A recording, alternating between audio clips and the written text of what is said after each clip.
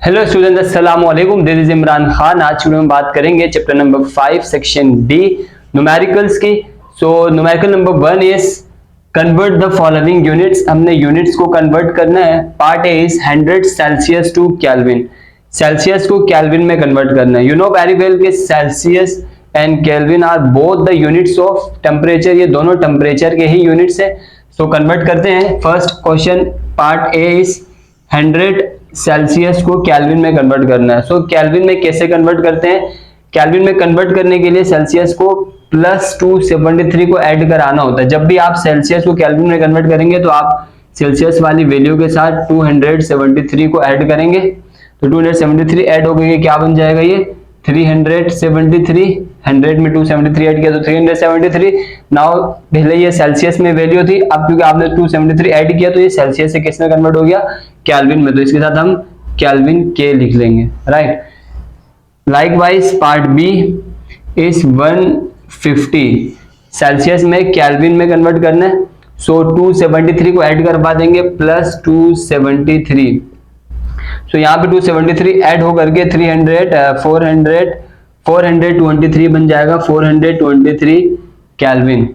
Okay, part C is now look at here kelvin to Celsius. पहले आपने Celsius को Kelvin में convert किया था तो 273 ऐड कराया था। अब इसका अपोजिट है, केल्विन में गिवन है वैल्यू, सेल्सियस में कन्वर्ट करना है। तो क्या कर देंगे? माइनस करा देंगे 273 को। तो केल्विन में वैल्यू क्या है? 780 में से हम माइनस करा देंगे 273 so that kelvin converts into Celsius. Minus करा देंगे तो आंसर क्या आ जाएगा इसका? 507। सो ये केल्विन से सेल्सियस में कन्वर्ट हो गया तो इसके साथ यूनिट लग जाएगा Celsius. And part D is 170 kelvin को सेल्सियस में कन्वर्ट करना है अगेन, तो -273 करेंगे। अब जब इसको हम माइनस करेंगे तो answer would B 103। So minus करके आंसर क्या आ गया? -103 और ये सेल्सियस में कन्वर्ट हो चुका है। So this was the question number 1 and this is the solution. अब क्वेश्चन नंबर 2 करते हैं। तो question number 2 is it is desired to increase the volume of fixed amount of gas. Volume increase हो रहा है, volume is increasing from 90.5 to 120 cm3। So data बनाते हैं first. Data volume number 1 mean V1 is 90.5 and volume 2 is 120 cm3. Both have the unit same cm3, 120 cm3.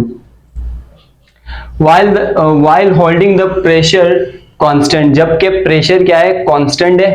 And what would be the final temperature? Final temperature क्या होगा?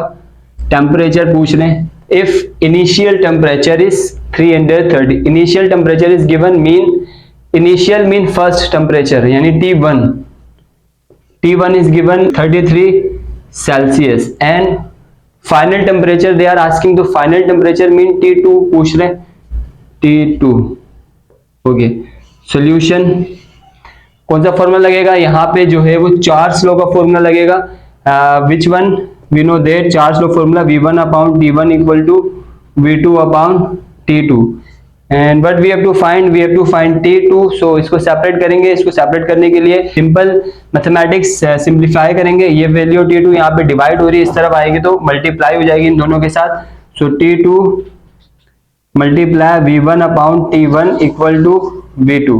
Now T1 और V1 इसके साथ extra है, हमें T2 find out करना है तो इसको सेपरेट करना है इन दोनों के साथ। ये जब इक्वल टू के उस तरफ जाएंगे तो क्या होगा? ये T1 यहाँ पे डिवाइड हो रहा है, वहां जाके मल्टीप्लाई के फॉर्म में आ जाएगा V2 के साथ, और V1 मल्टीप्लाई हो रहा है, वहां जाके divide. So equation would be like this, T2 equal to T1 यहाँ जाकर के मल्टीप्लाई हो जाएगा V2 के साथ, multiply by T1 and V1 यहाँ मल्टीप्लाई तो इक्वल टू के तरफ जाके divide V1। Is it clear?